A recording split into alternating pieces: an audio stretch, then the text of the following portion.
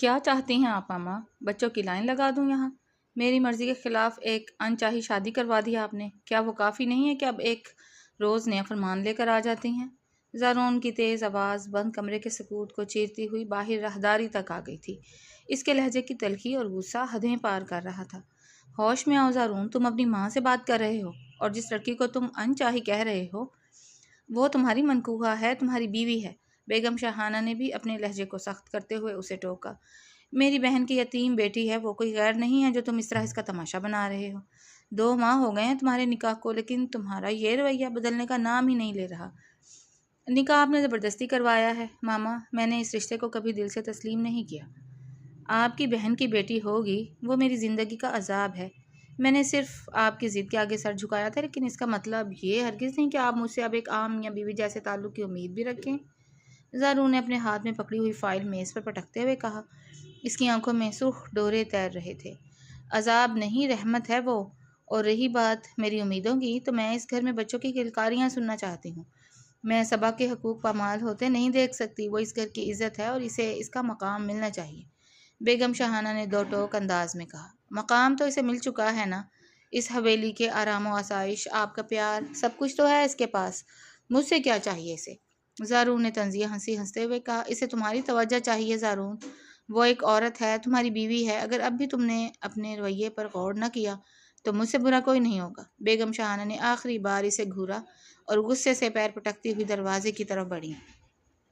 کمرے کے باہر کھڑی صبا کے قدم جیسے زمین میں دھنس چکے تھے۔ اس کے پورے جسم میں ایک سنسناہٹ دوڑ گئی تھی اور وہ خوف اور صدمے سے لرز اٹھی تھی۔ زارون کی کہی ہوئی ایک ایک بات اس کے دل پر تیر کی طرح لگی تھی۔ جیسے ہی دروازے کا ہینڈل گھوما، صبا نے گھبرا کر خود کو پیچھے کیا۔ بیگم شاہانہ باہر نکلی تو صبا کی آنکھوں میں تیرتے آنسو دیکھ کر ان کا دل پسیج گیا۔ انہوں نے محبت سے صبا کے سر پر ہاتھ رکھا۔ صبا بیٹا، تم اندر آ جاؤ، وہ غصے میں ہے، تم اسے کافی بنا کر دو، شاید اس کا دماغ ٹھکانے آئے۔ بیگم شاہانہ نے اسے تسلی دی۔ تم فکر مت کرو، میں سب ٹھیک کر دوں گی، اور خود نیچے کی طرف چلی گئیں۔ صبا نے گہرا سانس لیا، اپنے آنسوؤں کو صاف کیا اور لرزتے قدموں سے کمرے کے اندر داخل ہوئی۔ زارون کمرے کے بیچوں بیچ کھڑا اپنی قمیض کے آستینے اوپر چڑھا رہا تھا۔ اس کا سانس اب بھی تیز چل رہا تھا۔ صبا کو اندر آتے دیکھ کر اس کی آنکھوں میں غصے کی چمک اور تیز ہو گئی۔ وہ ماں کے سامنے تو ایک فرمانبردار اور اچھا بیٹا بننے کی پوری اداکاری کرتا تھا، لیکن تنہائی میں صبا سے کیسے بات کرتا تھا، یہ صرف صبا کا دل ہی جانتا تھا۔ وہ اکیلے میں اس کی جان نکالنے کا کوئی موقع ہاتھ سے نہیں جانے دیتا تھا۔ آ جاؤ صبا بیگم، تمہاری ہی کمی تھی یہاں۔ زارون نے اپنے قدم اس کی طرف بڑھائے۔ اس کی آواز میں چھپی نفرت صبا کو اندر تک ڈرا گئی۔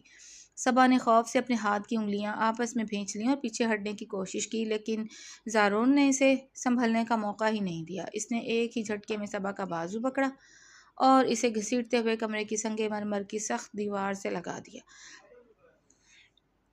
پیٹھ دیوار سے لگنے پر صبا کے منہ سے ایک دبی ہوئی سسکی ہوئی آہ نکلی۔ زارون کا چہرہ اب صبا کے چہرے کے بالکل قریب تھا۔ اس کی گرم اور تیز سانسیں صبا کے چہرے کو چھو رہی تھیں، لیکن ان سانسوں میں صرف اور صرف سرد مہری اور غصہ تھا۔ اس نے صبا کے دونوں ہاتھوں کو دیوار کے ساتھ جکڑ دیا، جس سے صبا کی سانسیں رکنے لگیں۔ بہت معصوم بیچاری بنتی ہو نا ماما کے سامنے، زارون سرد لہجے میں گرایا۔ اس کی آواز کی گونج صبا کی روح کو کپکپا رہی تھی۔ ماما کے کان بھرنا، ان کے سامنے اپنی مظلومیت کا ڈھونگ رچانا، یہ سب خوب جانتی ہو تم۔ تمہیں کیا لگتا ہے تم ماما کو ڈھال بنا کر مجھ پر اپنی حکومت قائم کر لو گی؟ زارون، میں نے کچھ نہیں کیا۔ صبا نے روتے ہوئے ہچکیاں روکتے ہوئے صفائی دینی چاہی، لیکن زارون کے چہرے کے تاثرات اور سخت ہو گئے۔ بہت شوق ہے نا میری بیوی بننے کا؟ زارون نے اس کے چہرے پر جھکتے ہوئے اس کی مان کو کچلنے والے انداز میں کہا۔ یہ جو تم روز سج دھج کر میرے سامنے آتی ہو، یہ جو تمہاری آنکھوں میں مجھے پانے کی تمنا نظر آتی ہے، یاد رکھنا صبا، یہ خواب ہی رہ جائے گا تمہارا۔ تم کبھی میری بیوی نہیں بن پاؤ گی، کبھی نہیں۔ صبا کی آنکھوں سے آنسوؤں کا سیلاب بہہ نکلا۔ وہ اس ہرجائی کے لیے اپنے دل میں کتنے گہرے اور پاکیزہ جذبات رکھتی تھی، یہ بات زارون کی سمجھ سے بالا تر تھی۔ وہ بچپن سے اسے چاہتی تھی، اس کے نام کا ورد کرتی تھی، لیکن زارون کو اس کے ان جذبات کی کوئی قدر ہی نہیں تھی۔ اس کے لیے صبا محض ایک بوجھ تھی جسے اس پر زبردستی تھوپ دیا گیا تھا۔ چھوڑیں مجھے پلیز زارون، مجھے درد ہو رہا ہے۔ صبا نے بمشکل اپنے ہونٹوں کو ہلا کر التجا کی۔ اس کی آواز ہچکیوں میں گم ہو رہی تھی۔ اس کی کلائیاں زارون کی سخت گرفت کی وجہ سے سرخ ہو چکی تھی۔ زارون نے اس کی التجا پر کوئی رحم نہیں کھایا بلکہ اس کے چہرے کے اور قریب ہو کر اس کی آنکھوں میں دیکھتے ہوئے نہایت کاردار لہجے میں کہا، یہ جو تمہاری اور ماما کی خواہش ہے نا کہ میں اس رشتے کو نبھاؤں، یہ خواہش جلد ہی پوری کروں گا تمہاری، کیونکہ میں تمہیں چھوڑ دوں گا بہت جلد۔ میں تمہیں اس بندھن سے آزاد کر دوں گا، پھر روتی رہنا اپنی مظلومیت پر۔ زارون کے یہ الفاظ صبا کے کانوں میں پگھلے ہوئے سیسے کی طرح گرے۔ اس کا دل سہم گیا، دھڑکن جیسے ایک پل کے لیے رک گئی اور اس کی جان نکلنے لگی۔ وہ سوچ بھی نہیں سکتی تھی کہ زارون اس حد تک جا سکتا ہے کہ وہ طلاق کی بات کرے گا۔ اس کی روح تک اس دھمکی سے چھلنی ہو گئی۔ صبا نے اپنی پوری طاقت جمع کی اور روتے ہوئے خود کو اس کی گرفت سے چھڑانے کی کوشش کی۔ اس کا پورا جسم کانپ رہا تھا۔ زارون نے جب دیکھا کہ وہ بری طرح ٹوٹ چکی ہے اور اس کی آنکھوں کا خوف عروج پر ہے تو اس نے ایک گہرے حقارت آمیز جھٹکے کے ساتھ اسے اپنے سے دور کیا۔ صبا توازن برقرار نہ رکھ سکی اور فرش پر گر پڑی۔ اس کا لباس اور بال بکھر گئے۔ زارون نے ایک سرد اور تضحیک آمیز نظر اس پر ڈالی، اپنی قمیص کا کالر ٹھیک کیا اور صبا کو اسی حال میں روتا ہوا چھوڑ کر تیز قدموں سے باہر نکل گیا اور جاتے ہوئے دروازہ اتنے زور سے بند کیا کہ اس کی گونج دیر تک کمرے میں سنائی دیتی رہی۔ صبا فرش پر بیٹھی اپنے گھٹنوں میں سر دیے بے آواز و بے بس رو رہی تھی، جہاں اس کی محبت کا محل زارون کے چند جملوں نے مٹی میں ملا دیا تھا۔ جی ابا جی، آپ بالکل بے فکر رہیں، میں نے نئے پروجیکٹ کے تمام فائلز خود چیک کی ہیں اور مینیجر کو ہدایت دے دی ہے۔ آپ کی صحت سب سے پہلے ہے، بزنس کی فکر آپ مجھ پر چھوڑ دیں۔ زارون نے انتہائی مؤدبانہ اور سلجھے ہوئے لہجے میں چائے کا کپ ہونٹوں سے لگاتے ہوئے کہا۔ اس کے چہرے پر بلا کر سکون اور سنجیدگی تھی، جیسے رات کو کچھ ہوا ہی نہ ہو۔ وہ اپنے والد کے سامنے ایک نہایت فرمانبردار اور اچھے بیٹے کے روپ میں بیٹھا ہوا تھا۔ شاباش زارون، مجھے تم سے یہی امید تھی۔ جب سے تم نے کاروبار سنبھالا ہے میرا بوجھ آدھا رہ گیا ہے۔ وقار احمد نے اخبار سے نظریں ہٹا کر اپنے بیٹے کو فخر سے دیکھا۔ میرا بیٹا ہے ہی ایسا، کاروبار ہو یا گھر کی ذمہ داریاں، زارون کبھی مجھے مایوس نہیں کرتا۔ بیگم شاہانہ نے مسکراتے ہوئے زارون کی پلیٹ میں ابلا ہوا انڈا رکھتے ہوئے کہا، بس اب میں چاہتی ہوں کہ تم اپنی نجی زندگی پر بھی تھوڑی توجہ دو۔ جی ماما، کیوں نہیں، آپ کی ہر خواہش میرے سر آنکھوں پر، آپ بس حکم کیا کریں، آپ کا یہ بیٹا کبھی آپ کی بات نہیں ٹالے گا۔ زارون نے ماں کی طرف دیکھ کر ایک دلکش مسکراہٹ سجائی۔ وہ اس وقت دنیا کا سب سے بہترین بیٹا نظر آ رہا تھا، لیکن اس کی اس منافقت کا پردہ تب چاک ہوا جب صبا نے ڈائننگ ہال میں قدم رکھا۔ صبا کے ہاتھ میں گرم پراٹھوں اور آملیٹ کی ڈش تھی۔ اس کا چہرہ زرد تھا اور آنکھیں رات بھر رونے کی وجہ سے بری طرح سوجی ہوئی تھیں۔ وہ زارون کے اس دوہرے روپ کو دیکھ کر اندر ہی اندر کڑ رہی تھی، جو ابھی چند گھنٹے پہلے رات کے اندھیرے میں اسے طلاق کی دھمکی دے کر گیا تھا اور اب یہاں سب کا چہیتا بنا بیٹھا تھا۔ صبا نے اپنی سوجی ہوئی آنکھوں اور کانپتے ہاتھوں کو چھپاتے ہوئے خاموشی سے ڈش میز پر رکھی۔ ارے صبا بیٹا، تم خود کیوں اٹھا لائیں؟ ملازم کہاں مر گئے ہیں؟ بیگم شاہانہ نے صبا کو دیکھا تو فکر مندی سے بولی، اور یہ تمہارا چہرہ کیوں اتنا اترا ہوا ہے؟ آنکھیں بھی سوجی ہوئی ہیں، طبیعت تو ٹھیک ہے نا تمہاری؟ صبا نے گھبرا کر ایک نظر زارون پر ڈالی، لیکن زارون نے اسے دیکھنا بھی گوارا نہ کیا اور بڑی بے نیازی سے اپنے فون میں مصروف ہو گیا۔ صبا نے دل پر پتھر رکھ کر زارون کا ظلم چھپایا۔ جی خالہ جانی، میں بالکل ٹھیک ہوں، بس وہ رات کو دیر تک امی ابو کی یاد آتی رہی، اس لیے نیند ٹھیک سے نہیں آئی۔ صبا نے زبردستی مسکراتے ہوئے جھوٹ بولا اور وقار احمد کو چائے سرو کرنے لگی۔ ارے شاہانہ، تم بھی نہ خواہ پریشان ہو جاتی ہو۔ چچی فرزانہ نے صبا کو سر سے پاؤں تک حقارت سے دیکھتے ہوئے طنز کا تیر چلایا۔ نئی نئی شادی ہوئی ہے، راتوں کو جاگنے کی عادت ہو جاتی ہے اور پھر یتیم لڑکیوں کے نصیب کھل جائیں تو وہ زبان بند رکھنا سیکھ جاتی ہیں اور سونا بھی بھول جاتی ہیں۔ شکر کرو کہ یہ خاموش ہے، ورنہ آج کل کی لڑکیاں تو کمرے کی باتیں پورے گھر میں اچھال دیتی ہیں۔ چچی فرزانہ کا یہ زہر آلود جملہ صبا کے دل کے آر پار ہو گیا۔ اس کے ہاتھ سے چائے کی کیتلی ہلکی سی لرز گئی۔ فرزانہ، صبا اس گھر کی بہو ہے اور میری بیٹی جیسی ہے، اس کے سامنے ایسی باتیں کرنے کی کوئی ضرورت نہیں ہے۔ بیگم شاہانہ نے چچی فرزانہ کو ٹوکا، لیکن ان کے لہجے کی سختی چچی کے تیور کم نہ کر سکی۔ ممی تو سچ ہی کہہ رہی ہیں تائی امی۔ زمین نے جو زارون کے برابر والی کرسی پر بیٹھی تھی، موقع پاتے ہی صبا پر وار کیا۔ اس نے جان بوجھ کر زارون کی توجہ اپنی طرف مبذول کروانے کے لیے صبا کے بنائے ہوئے ناشتے میں نقص نکالنا شروع کر دیا۔ اف ہو صبا، یہ پراٹھا دیکھو کتنا آئلی ہے اور اس آملیٹ میں تو نمک بھی تیز لگ رہا ہے۔ زارون تو کتنا ہیلتھ کانشیس ہے، وہ بھلا ایسا ان ہائیجینک اور مرچ مسالے والا ناشتہ کیسے کرے گا؟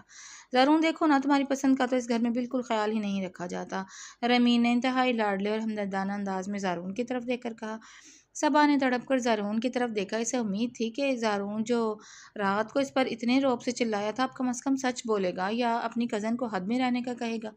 وہ خاموشی سے زارون کے دفاع کی منتظر تھی کیونکہ وہ جانتی تھی کہ زارون کے پراٹھے اور نمک تیز ہی پسند تھے، لیکن زارون نے صبا کا دفاع کرنے کے بجائے اپنی فون سے نظریں ہٹائیں اور رمین کی طرف دیکھ کر ایک ہلکی سی مسکراہٹ دی جو صبا کے دل کو پاش پاش کر گئی۔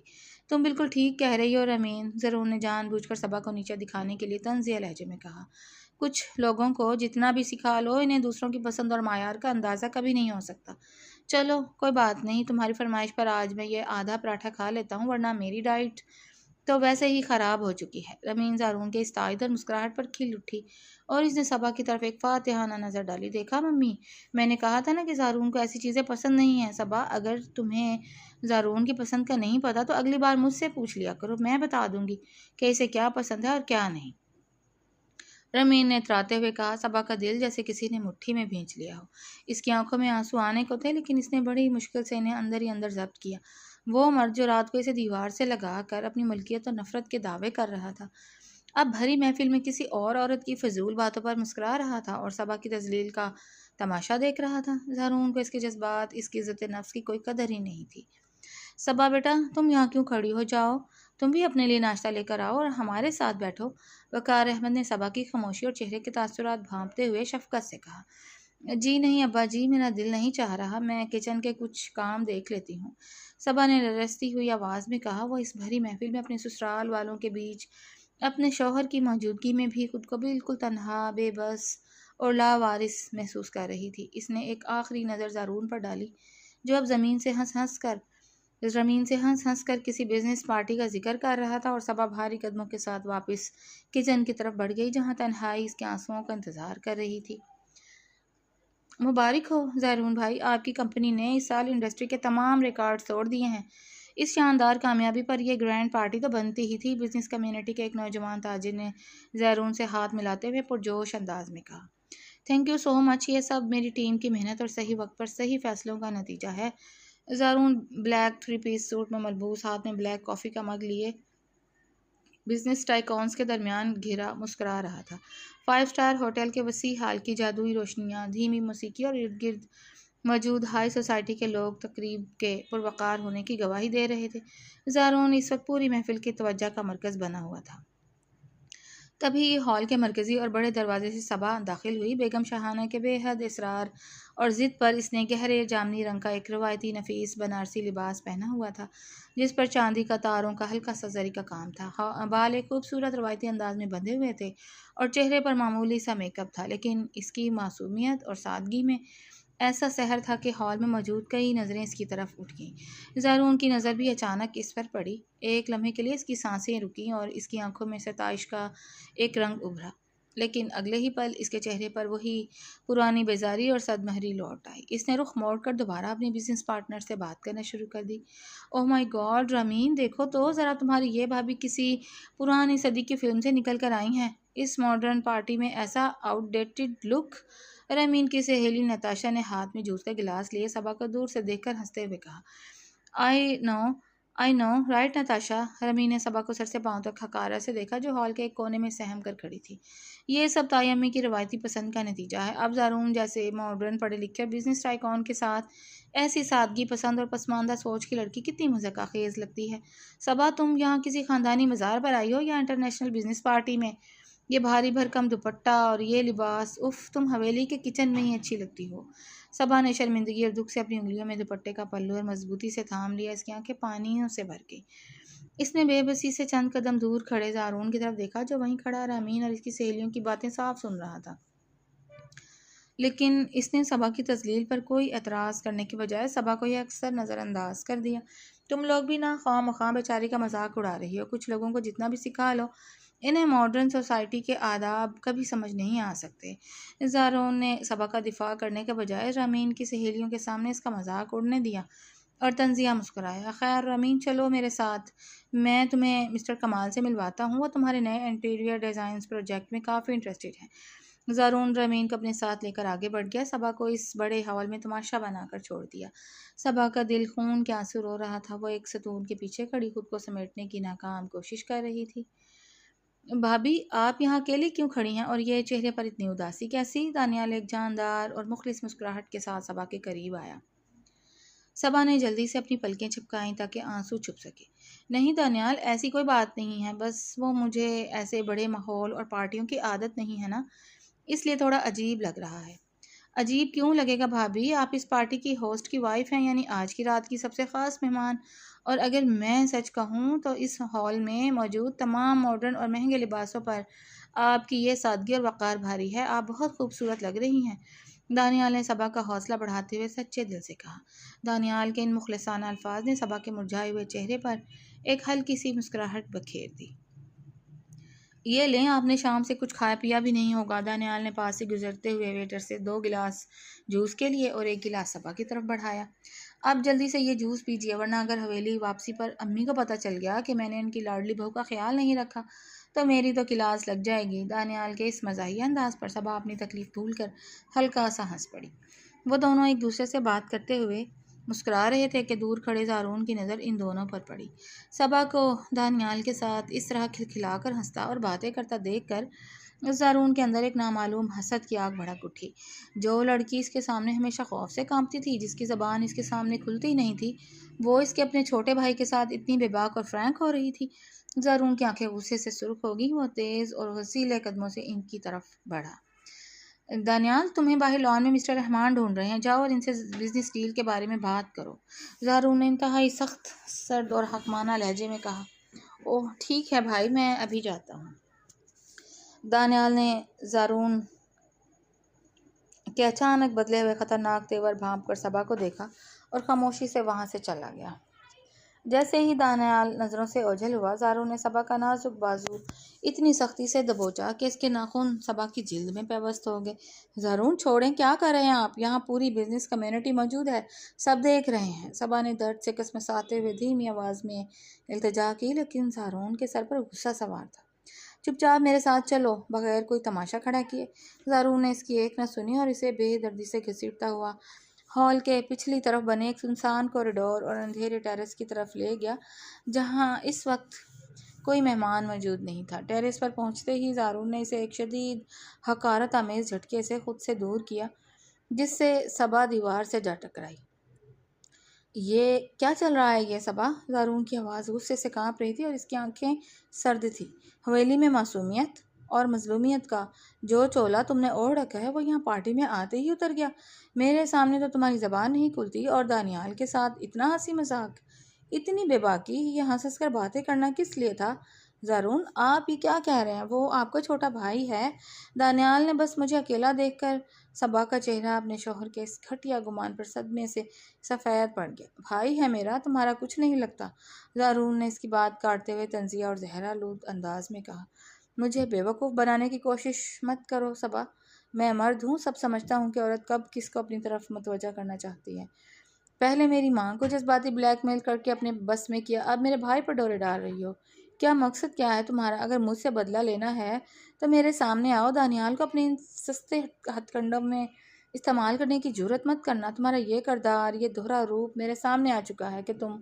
بس کریں زارون، صبا کے صبر کا پیمانہ اب آخری حد تک لبریز ہو چکا تھا۔ اس کا دل پہلے ہی زارون کی روز کی بے رخی اور رامین کے طنز سے زخم خوردہ تھا، لیکن اب اس کے پاکیزہ کردار پر لگنے والے اس داغ نے اسے اندر سے جھنجھوڑ کر رکھ دیا تھا۔ وہ پہلی بار تڑپ کر زارون کی آنکھوں میں آنکھیں ڈال کر پوری ہمت اور شدید درد سے چلائی۔ آپ کو میری محبت کی قدر نہیں تو نہ صحیح، پر میرے کردار پر تو انگلی مت اٹھائیں۔ اس کی آواز میں ایک ایسا کرب اور سچائی کا عکس تھا کہ زارون کا زہرآلود لہجہ وہیں تھم گیا اور وہ ایک لمحے کے لیے ششدر رہ گیا۔ صبا کی آنکھوں سے آنسو تیزی سے بہہ رہے تھے، لیکن ان آنسوؤں میں اب ایک عورت کی انا اور غیرت کی جنگ تھی، جھلک تھی۔ میں نے بچپن سے صرف اور صرف آپ کو چاہا ہے زارون، آپ کے دیے ہر زخم کو میں نے ہنس کر سہا ہے، لیکن آپ کی دی ہوئی طلاق کی دھمکی کو بھی ہم نے دل کا ناسور بنا کر دل میں دفن کر لیا۔ لیکن خدا کے لیے میری پاکیزگی اور میری نیت پر یہ گھٹیا الزام مت لگائیں۔ دانیال اس گھر میں واحد انسان ہے جس نے مجھے ہمیشہ ایک انسان سمجھ کر عزت دی ہے، اور آپ میرے شوہر ہو کر بھی غیروں کے سامنے میری تذلیل کا تماشا دیکھتے ہیں اور پھر مجھ پر ہی شک کرتے ہیں۔ صبا کی ہچکیاں بند گئیں۔ زارون خاموش کھڑا اسے دیکھتا رہا۔ صبا کے یہ الفاظ زارون کے سینے میں تیر کی طرح پیوست ہو گئے۔ صبا نے اپنے آنسوؤں کو ہاتھ کے پچھلے حصے سے جھٹکا، اپنے دوپٹے کو سنبھالا اور تیز قدموں سے پارٹی سے باہر جانے کے لیے پلٹ گئی۔ باہر تیز ہواؤں کے ساتھ موسلادھار بارش ہو رہی تھی اور آسمان پر بجلی کی کڑک دلوں کو ہلا رہی تھی۔ پارٹی والے واقعے کے بعد سے صبا کا ذہنی تناؤ آخری حدوں کو چھو رہا تھا، جس کی وجہ سے اسے شدید اور تیز بخار نے اپنی لپیٹ میں لے لیا تھا۔ وہ اپنے بستر پر پڑی تپ رہی تھی، اس کا پورا وجود آگ کی طرح گرم تھا اور ہونٹ خشک ہو چکے تھے۔ تبھی راہداری سے کسی کے کرہنے کی دھیمی سی آواز صبا کے کانوں میں پڑی۔ وہ بیگم شاہانہ کا کمرہ تھا جہاں سے آواز آ رہی تھی۔ صبا نے اپنی ڈوبتی ہوئی ہمت کو اکٹھا کیا اور گرتی پڑتی بیڈ کا سہارا لیتے ہوئے کھڑی ہو گئی۔ اس کا سر چکرا رہا تھا اور پاؤں بوجھل تھے، لیکن اپنی حالت کی پرواہ کیے بغیر وہ اپنی خالہ کے کمرے کی طرف بھاگی۔ خالہ جانی، کیا ہوا آپ کو؟ آپ کی طبیعت ٹھیک نہیں ہے؟ صبا نے بیگم شاہانہ کے ماتھے پر ہاتھ رکھتے ہوئے گھبرا کر پوچھا، جن کا چہرہ سفید ہو رہا تھا اور وہ اپنے دل کو تھامے ہوئے تھی۔ صبا بیٹا، میرے سینے میں بہت شدید درد ہو رہا ہے، سانس لینے میں تکلیف ہے۔ بیگم شاہانہ نے بمشکل اپنے الفاظ ادا کیے۔ حویلی کے مرد اس وقت شہر سے باہر کسی بزنس میٹنگ میں تھے اور زارون بھی پارٹی کے بعد گھر سے نہیں لوٹا تھا، گھر نہیں آیا تھا۔ صبا نے ایک پل ضائع کیے بغیر ملازم کا فون کر کے ڈاکٹر کو بلانے کا کہا اور خود کچن کی طرف بھاگی۔ اس کا اپنا سر چکرا رہا تھا، تیز بخار کی وجہ سے اس کی آنکھوں کے سامنے اندھیرا چھا رہا تھا، لیکن وہ اپنے ہاتھ پاؤں مار کر خالہ کے لیے فرسٹ ایڈ اور بی پی کی دوائی لے کر آئی۔ کچھ ہی دیر میں ڈاکٹر حویلی پہنچ گیا اور اس نے بیگم شاہانہ کا معائنہ کیا۔ صبا دیوار کا سہارا لیے کھڑی اپنی خالہ کے لیے فکر مند تھی۔ ڈاکٹر صاحب، میری ماما ٹھیک تو ہے نا؟ دانیال جو ابھی ابھی گھر پہنچا تھا، اس نے کمرے میں داخل ہوتے ہی پریشانی سے پوچھا۔ شکر ہے دانیال صاحب کہ صبا بیٹی نے وقت پر سمجھداری دکھائی، ڈاکٹر نے اپنا اسٹیتھوسکوپ بیگ میں رکھتے ہوئے کہا۔ بیگم شاہانہ کا بلڈ پریشر خطرناک حد تک ہائی تھا اور اگر وقت پر انہیں یہ دوائی نہ دی جاتی تو ہارٹ اٹیک کا خطرہ تھا۔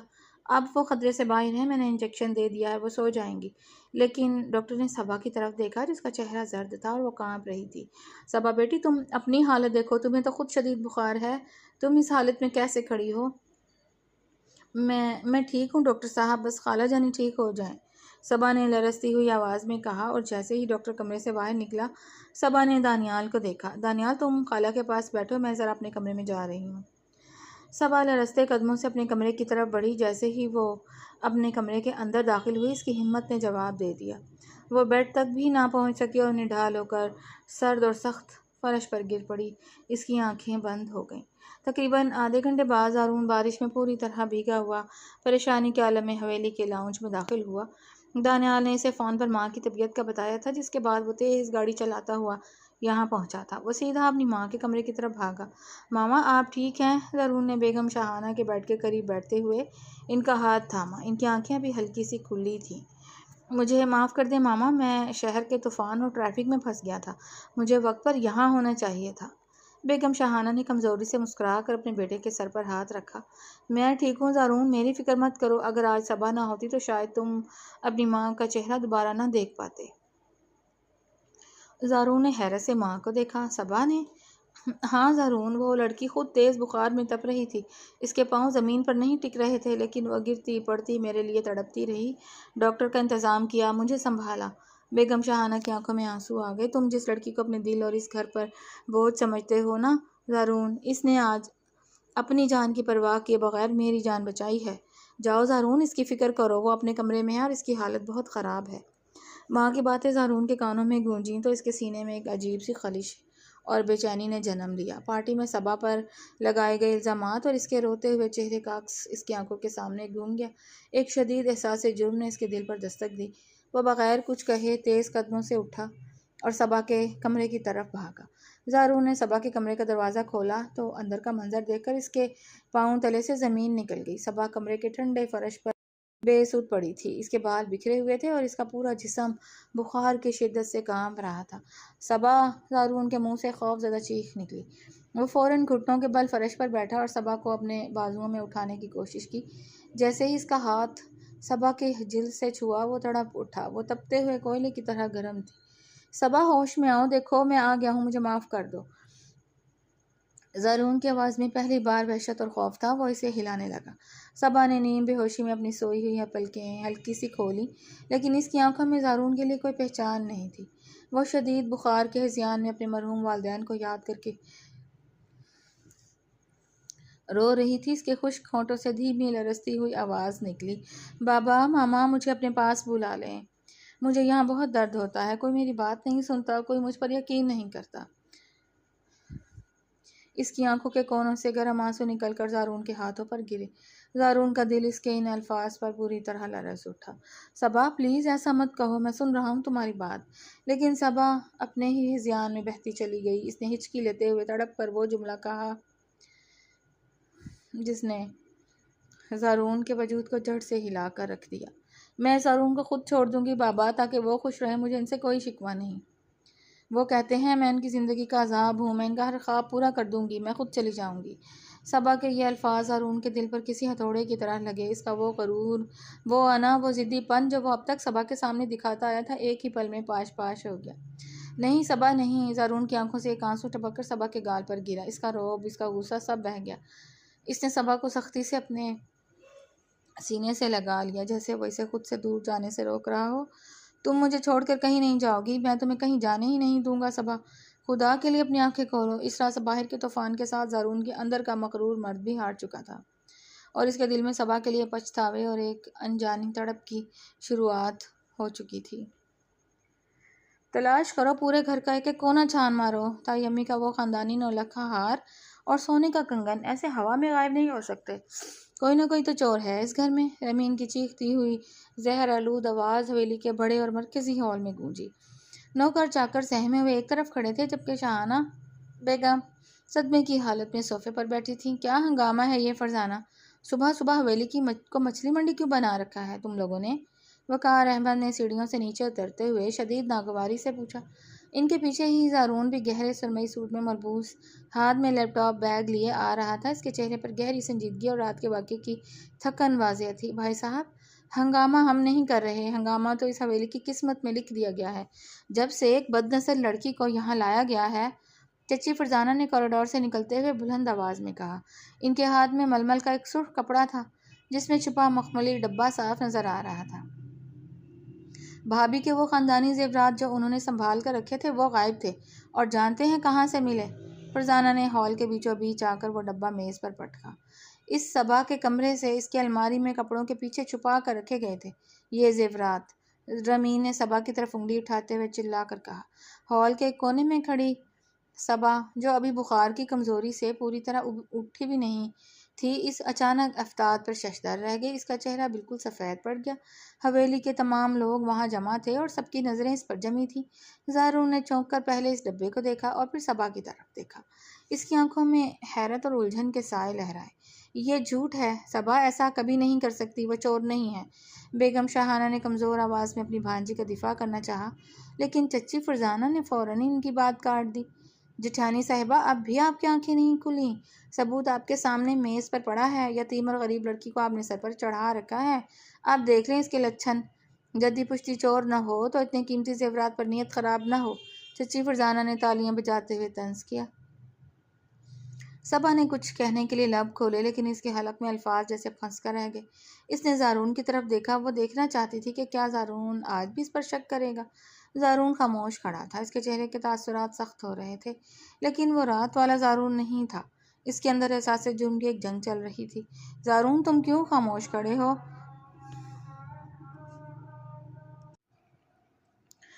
چچی فرزانہ نے زارون کے پاس آ کر اس کے کان بھرنے کے لیے اپنی آخری اور سب سے بڑی چال چلی۔ انہوں نے زارون کے کندھے پر ہاتھ رکھا اور انتہائی سفاکی سے بولی، زارون، تم تو ویسے بھی اسے چھوڑنا چاہتے تھے، آج اس چور کو دھکے دے کر باہر نکالو۔ فرزانہ کا یہ جملہ ہال میں موجود ہر شخص کے کانوں میں دھماکے کی طرح گونجا۔ وقار احمد اور بیگم شاہانہ نے صدمے سے زارون کو دیکھا۔ صبا کا دل اس جملے پر ایک بار پھر لہو لہان ہو گیا۔ وہ خاموشی سے کھڑی، بنا کوئی صفائی دیے اپنی تذلیل کا گھونٹ پی رہی تھی۔ اس کی آنکھوں سے موٹے موٹے آنسو نکل کر گالوں پر بہہ رہے تھے، اور وہ بار بار اپنے دوپٹے کے پلو سے خاموشی سے اپنے آنسو صاف کر رہی تھی، لیکن اس کی زبان پر کوئی شکوہ یا دفاع نہیں تھا۔ اس کی یہ خاموشی حویلی کے دور و دیوار کو پکار رہی تھی کہ وہ اس ماحول سے کتنی تھک چکی ہے۔ بس کریں چچی امی، خدا کے لیے اب اپنی یہ گندی زبان بند کریں۔ اچانک ہال کے بیرونی دروازے سے دانیال کی گرجدار آواز گونجی۔ وہ تیز قدموں سے چلتا ہوا ہال میں آیا۔ اس کا چہرہ غصے سے لال ہو رہا تھا اور اس کے ہاتھ میں اس کا موبائل فون تھا۔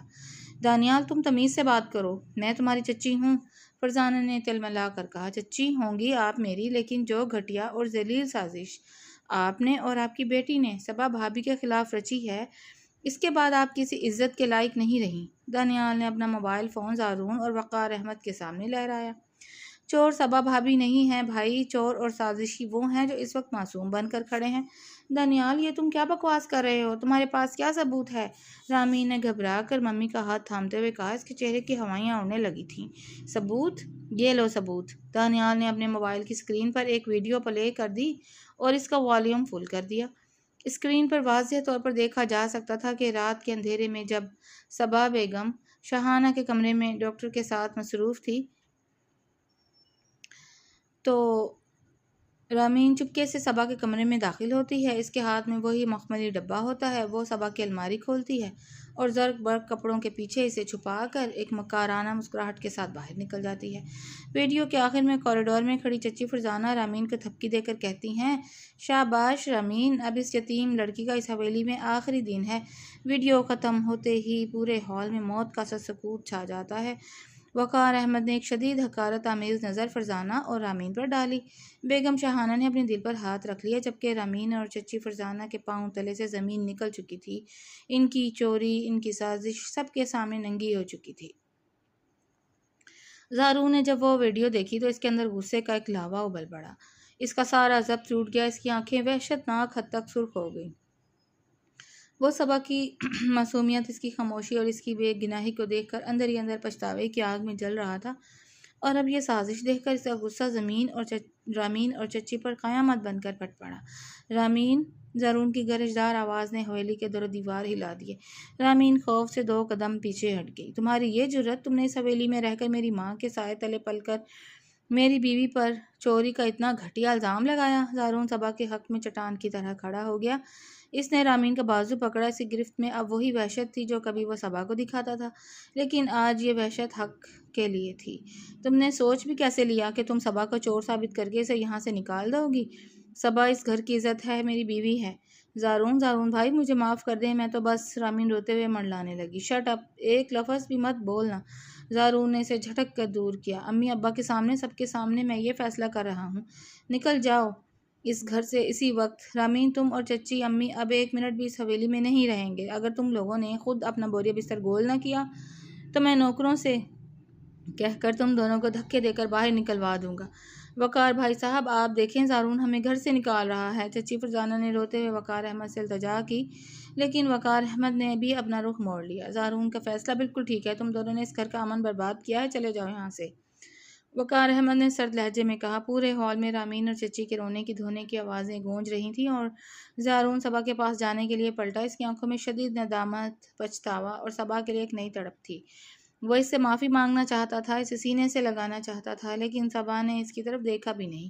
صبا کی انا، اس کی خودداری، اس کی مان اب مزید یہ سب سہنے کے لائق نہیں رہا تھا۔ بھلے ہی وہ آج بے گناہ ثابت ہو چکی تھی، بھلے ہی زارون اس کے حق میں کھڑا تھا، لیکن اس روز روز کے تماشے، الزامات اور نفرت نے اس کے اندر کی عورت کو مار دیا تھا۔ وہ اس ماحول سے، اس حویلی سے اور زارون کی اس بدلتی ہوئی فطرت سے مبرہ ہو چکی تھی۔ وہ خاموشی سے، کسی سے ایک لفظ کہے بغیر، پیروں کی آہٹ پیدا کیے بغیر، سب کو اس ہنگامے میں چھوڑ کر حویلی کے مرکزی ہال سے پیچھے ہٹی اور اپنے کمرے کی طرف چل دی۔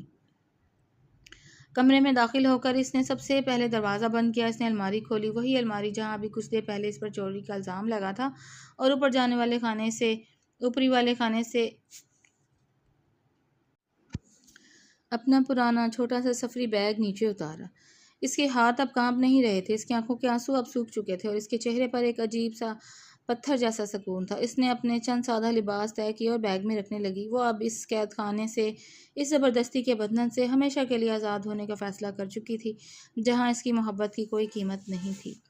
رات کا پچھلا پہر تھا۔ حویلی پر ایک گہرا سحر انگیز سکوت طاری تھا۔ آسمان پر طوفان تھم چکا تھا، لیکن ہواؤں میں اب بھی ایک خنکی اور بارش کی گیلی مٹی کی خوشبو رچی ہوئی تھی۔ جو ماحول کو مزید رومانوی اور بوجھل بنا رہی تھی۔ حویلی کے وسیع ٹیرس اور مین گیٹ کے راستے پر مدھم پیلی لائٹس جل رہی تھیں جو اندھیرے میں دھندلے سائے پیدا کر رہی تھیں۔ صبا نے اپنے ہاتھ میں پکڑے چھوٹے سے سفری بیگ کی گرفت کو مضبوط کیا۔ اس کے چہرے پر بلا کا سکون تھا، ایک ایسا سکون جو سب کچھ ہار جانے کے بعد حاصل ہوتا ہے۔ اس نے ایک آخری نظر اس حویلی پر ڈالی جہاں اس نے اپنی زندگی کے سب سے خوبصورت اور سب سے تلخ دن گزارے تھے۔ وہ جیسے ہی لرزتے قدموں سے حویلی کے بڑے دروازے کی طرف بڑھنے لگی، اندھیرے سے ایک طویل سایہ ابھرا اور اس کا راستہ روک کر کھڑا ہو گیا۔ وہ زارون تھا۔ اس کی قمیص کی آستینیں اب بھی چڑھی ہوئی تھیں، کالر کے بٹن کھلے تھے اور بال بکھرے ہوئے تھے۔ اس کے چہرے پر وہ مغرور مرد کہیں غائب تھا، وہاں صرف ایک تڑپ، بے چینی اور کھو دینے کا خوف تھا۔ صبا نے اپنے قدم روکے، لیکن اس کی آنکھوں میں اب نہ تو کوئی خوف تھا اور نہ ہی کوئی التجا۔ اس نے اپنی نظریں زارون کے سرخ اور پرنم آنکھوں میں ڈالی اور انتہائی سرد اور بے نیاز مضبوط لہجے میں کہا، راستہ چھوڑیں زارون، آپ کی خواہش پوری ہو گئی، میں خود جا رہی ہوں۔ اب آپ کو مجھے طلاق دینے کی زحمت بھی نہیں کرنی پڑے گی۔ صبا کا یہ سرد اور کٹیلا لہجہ زارون کے دل پر کسی زہر آلود خنجر کی طرح لگا۔ اس کا دل بری طرح تڑپ اٹھا۔ طلاق کا لفظ صبا کے منہ سے سن کر اس کے پورے وجود میں کپکپی دوڑ گئی۔ وہ زارون جو کبھی صبا کو اپنے سامنے دیکھنا بھی گوارا نہیں کرتا تھا، آج اس کے جانے کے خیال سے ہی مرنے لگا تھا۔ صبا پلیز، زارون کے منہ سے بمشکل ایک دبی ہوئی آواز نکلی۔ اس سے پہلے کہ صبا کچھ اور کہتی یا وہاں سے آگے بڑھتی، زارون نے ایک دم آگے بڑھ کر اس کا بازو تھام لیا، لیکن اس بار اس کی گرفت میں حقارت نہیں تھی، ایک پکار تھی۔ اس بار اس کی ہاتھوں میں ایک التجا تھی۔ اس نے صبا کو آہستہ سے پیچھے دھکیلا اور دیوار کے ساتھ لگا دیا۔ وہ صبا کے چہرے کے اتنے قریب ہوا کہ ان دونوں کی سانسیں ایک دوسرے میں مدغم ہونے لگیں۔ صبا نے خود کو چھڑانے کی ہلکی سی کوشش کی، لیکن زارون نے اپنے دونوں ہاتھ صبا کے ہاتھوں پر رکھ کر انہیں دیوار کے ساتھ ٹکائے رکھا۔ صبا نے تڑپ کر اپنا رخ موڑنا چاہا، لیکن تبھی اسے اپنے ہاتھ کی پشت پر کچھ گرم اور گیلا محسوس ہوا۔ وہ زارون کے آنسو تھے۔ زارون جو کبھی کسی کے سامنے نہیں جھکا تھا، جس کی انا بلند تھی، آج صبا کے سامنے گھٹنوں پر آنے کو تیار تھا۔ اس کی آنکھوں سے مسلسل بہتے آنسو صبا کے ہاتھوں پر گر رہے تھے۔ صبا ششدر رہ گئی۔ اس نے حیرت اور صدمے سے زارون کے چہرے کو دیکھا جہاں ندامت تھی۔ زارون، آپ رو رہے ہیں؟ صبا کی آواز میں پہلی بار تھوڑی سی نرمی آئی۔ میں اندھا تھا صبا، زارون کی آواز گریہ زاری میں بدل گئی۔ اس کا لہجہ پچھتاوے کی آگ میں پگھل رہا تھا۔ میری ضد نے، میرے جھوٹے غرور نے مجھے پاگل کر دیا تھا۔ میں تمہاری پاکیزگی کو، تمہاری معصومیت کو دیکھ ہی نہیں پایا۔ میں نے تمہیں ہمیشہ دکھ دیے، تمہارے ہر جذبے کو کچلا، لیکن تم نے پھر بھی میری ماں کی جان بچائی، تم پھر بھی مجھ سے خاموش محبت کرتی رہیں۔ زارون نے صبا کے ہاتھوں کو چومتے ہوئے اپنے ماتھے سے لگا لیا۔ اس کی آنکھوں میں صبا کے لیے تڑپ اور التجا عروج پر تھی۔ میں تمہیں کہیں نہیں جانے دوں گا صبا، کبھی بھی نہیں، کیونکہ میں تمہاری اس خاموش اور بے غرض محبت سے ہار چکا ہوں۔ صبا، مجھے سزا دے لو، مجھ پر چلاؤ، لیکن خدا کے لیے مجھے چھوڑ کر مت جاؤ۔ تمہارے بغیر یہ حویلی، یہ زارون، سب کچھ ادھورا ہے۔ میں تم سے محبت کرنے لگا ہوں صبا، بہت شدید محبت۔ زارون کے منہ سے پہلی بار محبت کا یہ سچا اور تڑپتا ہوا اعتراف سن کر صبا کے دل کی جھیل میں جیسے ایک دم سے جذبات کی لہریں دوڑ گئیں۔ وہ زارون کی آنکھوں میں دیکھ سکتی تھی کہ وہاں اب کوئی فریب، کوئی دکھاوا یا کوئی شرط نہیں تھی۔ وہاں صرف اور صرف صبا کے لیے سچی ندامت، تڑپ اور بے پناہ محبت تھی۔ اس کا وہ مان جو زارون نے بار بار توڑا تھا، اور زارون کے ان آنسوؤں نے دوبارہ جوڑ دیا تھا۔ صبا کے دل کی تمام سختیاں، تمام گلے شکوے اور وہ سرد مہری ایک ہی پل میں موم کی طرح پگھل گئے تھے۔ اس کی انگلیوں کی گرفت اپنے بیگ پر سے بالکل ڈھیلی ہو گئی۔ سفری بیگ اس کے ہاتھ سے چھوٹ کر فرش پر گر گیا۔ زارون نے ایک گہرا اور راحت بھرا سانس لیا۔ اس نے صبا کو اپنی باہوں کے حصار میں لے لیا اور اسے پوری شدت سے اپنے سینے سے لگا لیا۔ صبا نے بھی اپنے بازو زارون کے گرد پھیلا دیے اور اپنا سر اس کے مضبوط سینے پر رکھ دیا، جہاں زارون کے دل کی دھڑکنیں صرف اور صرف صبا کا نام لے رہی تھی۔ بارش کے بعد کی ٹھنڈی ہوا ان کے گرد گھیرا ڈالے ہوئے تھی اور چاند کی مدھم روشنی ان دونوں پر مسکرا رہی تھی۔ طوفان اب حویلی کے باہر بھی تھم چکا تھا اور ان دونوں کے دلوں کے اندر بھی۔ یہ کہانی صرف محبت کی نہیں بلکہ رویوں، خودداری، صبر اور انسانیت کی بھی عکاس ہے۔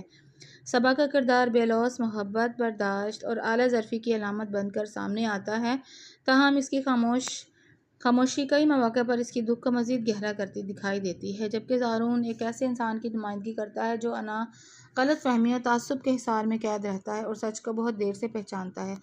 بیگم شاہانہ کا کردار محبت اور انصاف کا استعارہ ہے، جبکہ رامین اور فرزانہ جیسے کردار یہ یاد دلاتے ہیں کہ حسد اور نفرت انسان کو کس حد تک گرا سکتے ہیں۔ کہانی کا سب سے مضبوط پہلو یہ ہے کہ محبت صرف دعووں سے نہیں بلکہ احترام، اعتماد اور کردار کی قدر کرنے سے زندہ رہتی ہے۔ کسی انسان کو بار بار آزمانا، اس کی جذبات کو روننا اور اس کی خاموشی کو کمزوری سمجھنا سب سے بڑی ناانصافی ہے۔ ریڈرز کے لیے پیغام یہی ہے کہ رشتے محبت سے پہلے عزت مانگتے ہیں، کیونکہ جس محبت میں احترام نہ ہو وہ دلوں کے جوڑنے کے بجائے توڑ دیتی ہے۔ زندگی میں کبھی کسی کی وفاداری، خلوص اور خاموش قربانیوں کو معمول نہ سمجھیں، کیونکہ بعض اوقات جن لوگوں کو ہم اپنی زندگی کا بوجھ سمجھتے ہیں وہی ہمارے اندھیروں میں روشنی اور مشکل وقت میں سب سے مضبوط سہارا ثابت ہوتے ہیں۔ اور ویورز، آپ کو یہ کہانی کیسی لگی؟ پڑھ کر اپنی رائے کا اظہار کیجیے گا اور چینل کو سبسکرائب کر لیں۔ شکریہ۔